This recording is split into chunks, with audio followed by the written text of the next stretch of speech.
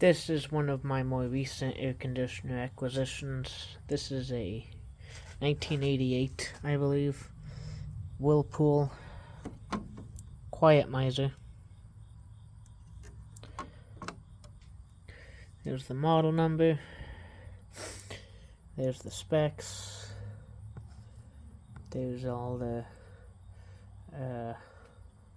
features. That's the warranty statement. I got this from a charity shop.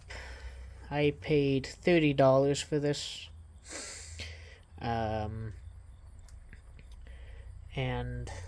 I'm quite happy with it. I did have to repair it though. I'm guessing it was a manufacturing defect, but the pan, the evaporator pan, that's like right here, had sunk down,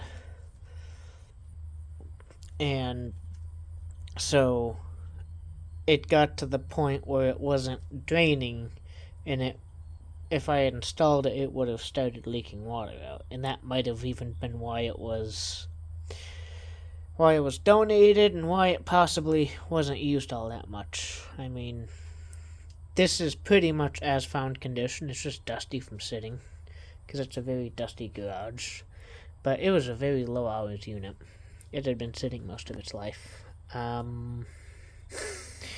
So I fixed that. Now the evaporator pan it's situated how it's supposed to be.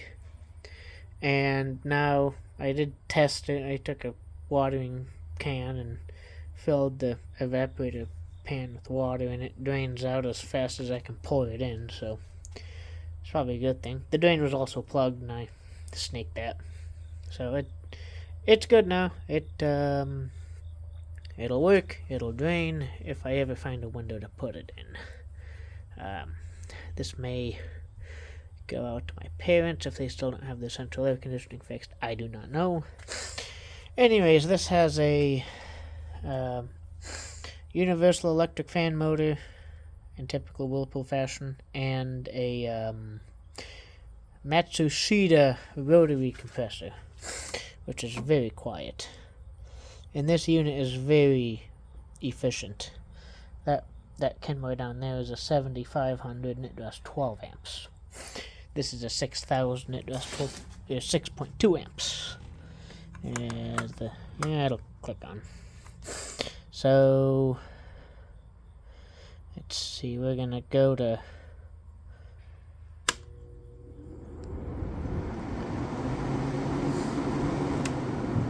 quiet cool,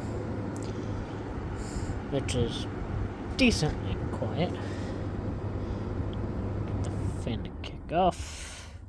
Then I believe the compressor is going to be on this side. I may be mistaken, but you'll hear it anyways.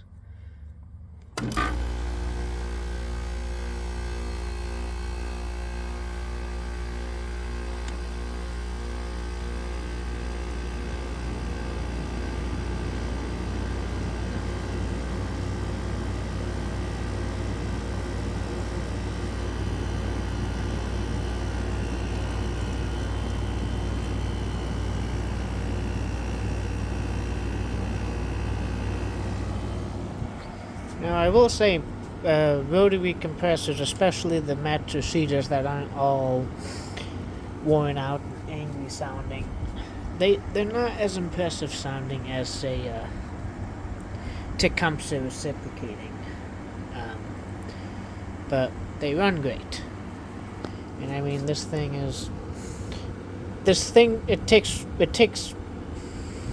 takes damn near forever to get cool. But once it does get cool, it really starts rolling.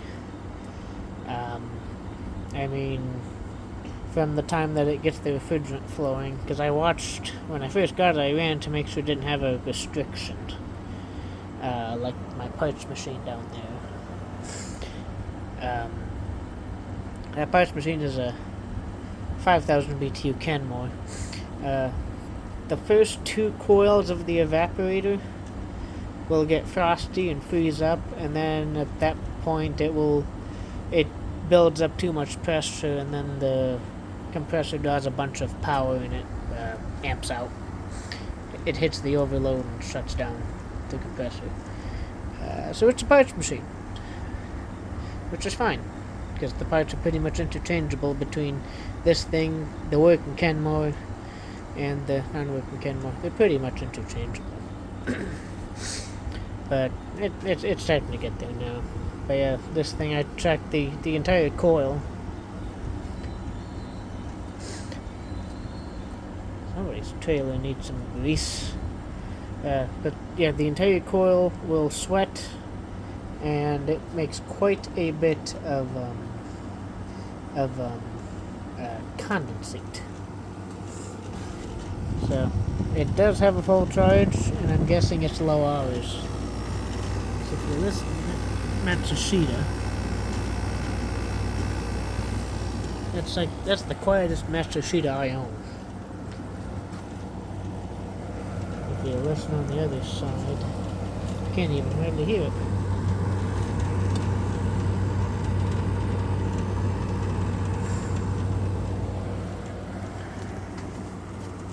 Yeah, I'm just a fan of this thing.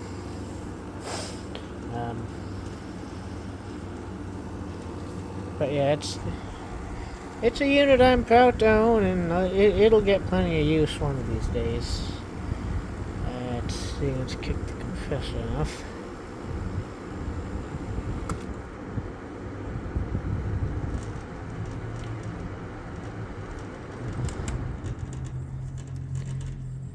It does have a bit of a vibration, but I think that's just the window kit. So yeah, that's my 1988 Whirlpool Quiet Miser. There's another variation of this. It's an older variation. It's got like dark wood, and I think the one I looked at had a Seeger. It was a 5K. I shouldn't have passed on it for $25, but the fan motor was seized. I'm trying to find one of those, but I'm glad to have this thing though, because it's a rotary, and it's efficient enough I can actually use it. See you guys in the next one.